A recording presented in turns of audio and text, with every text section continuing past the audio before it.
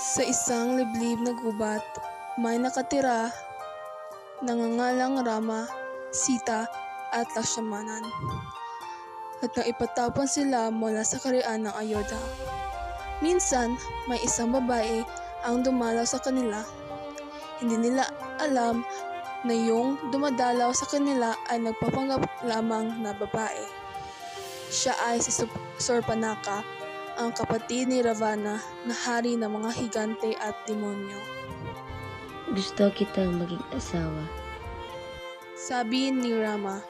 Hindi maaari, may asawa na ako.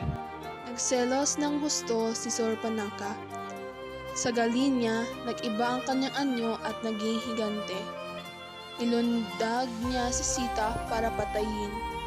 Pero mabilis na nayakap ni Rama ang asawa at agad silang nakalayo kay Surpanaka at dumating si Lakshmanan. Nagselos ng husto si Surpanaka. Sa galing niya, nag-iba ang kanyang anyo at naging higante. Nilundag niya si Sita para patayin. Pero mabilis na nayakap ni Rama ang asawa at agad silang nakalayo kay Surpanaka at dumating si Lakshmanan. Sige, patayin mo siya. Sabi ni Rama. Binunot ni Lakshmanan ang kanyang espada at nahigip niya ang tenga at ilong ng higante. Uwi na si Surpanaka at nakita ni Ravana ang kanyang sugat.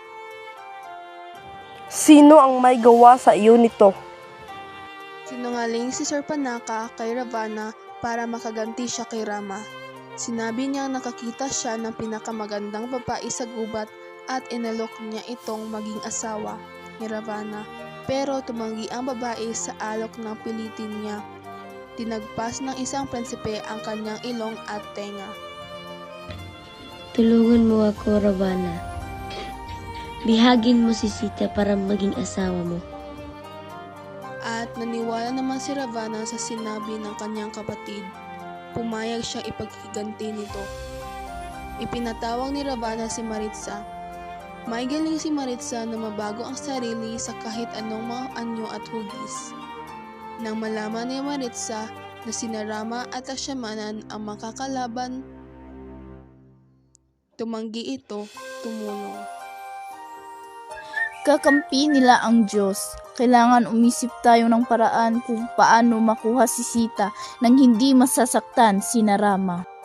Nakumbinsi naman si Ravana kaya nag-isip sila na patibong para maagaw nila si Sita. Isang umaga, habang namimitas ng bulaklak, nakakita si Sita ng isang gintong usa.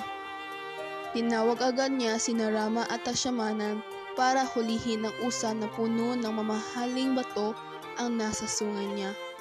Baka higante rin iyan. Paalala ni Lakshmanan sa kanila. Dahil sa sobrang mahal ni Rama kay Sita, kinuha ni Rama ang pana at busog niya. At sinabihan niya si Lakshmanan na Huwag mong iiwan si Sita kahit ano ang mangyayari. parang narinig ng usa ang sinabi ni Rama at tumakbo ito. Bilis, habulin mo ang usa. At hinabol ito ni Rama. Matagal na naghintay ang dalawa pero hindi pa rin dumating si Rama. Pinipili ni Sita si Lakshmanan na sumunod sa gubat. Hindi, kailangan kitang bantayan. Ibinilin ito sa akin ni Rama. Ilang oras pa silang naghintay nang biglang silang nakarinig ng isang malakas na sigaw. Napaiyak si Sita sa takot pero ayaw pa rin umalis si Lakshmanan kaya nagalit si Sita. Siguro gusto mong mamatay si Rama para ikaw ang maging hari. Sabi nito kay Lakshmanan. Nasaktan si Lakshmanan sa bintang ni Sita para patunayang mahal niya ang kanyang kapatid kaya agad siyang pumunta sa gubat. Wala silang kamalay-malay na sa labas ay naghihintay si Ravana. Sa gubat, napatay ni Rama ang usa at bigla itong naging si Maritsa. Napanggap naman si Ravana na isang matanda ng parang Brahmin. na suot ng kulay kahel na ruba at humingi siya ng tubig kay Sita. Pwede po bang makihingi ng tubig? Bibigyan kita ng 5,000 alipin at gagawin kitang reyna ng Langka. Natakot si Sita at nabitawan ng hawak na banga. Itinulak si Sita ni Ravana. Bumalik sa anyong higante si Ravana. Hinablot ni Ravana ang mahabang buhok ni Sita at isinakay sa kariwahing hila ng mga kabayong may malalapad na bakpak. Nagsisigaw at nanlaban si Sita pero wala siyang magawa. Tawan mo ako! Lihim na nagsusuri si Sita sa ginawa niya kina Rama at Lakshmanan. Itinapon niya ang mga bulak na nanggaling sa kanyang buhok. Nagdasal siya na sana makita nito ni Rama at Lakshmanan para masundan siya. Tulong! Narinig ng agila ang sigaw ni Sita at hinabol ito ng agila ang karwahe. Pinagtataga ni Ravana ang agila at duguan itong tumagsak. Huwag mong saktan ng ibon. Maawa ka. Pabalik na sina Rama at Lakshmanan nang makita nila ang mga ibon na naghihingalo. Dinala ni Ravana ang iyong asawa sa Langka. Sinunog ng magkapatid ang bangkay ng agila at naghanda sila upang sundan ng hari ng mga higante sa Langka. Dinala ni Ravana si Sita sa Langka. Mahalin mo lang ako at ibibigay ko sa iyo lahat ng kayamanan. Pero hindi niya napasuko si Sita.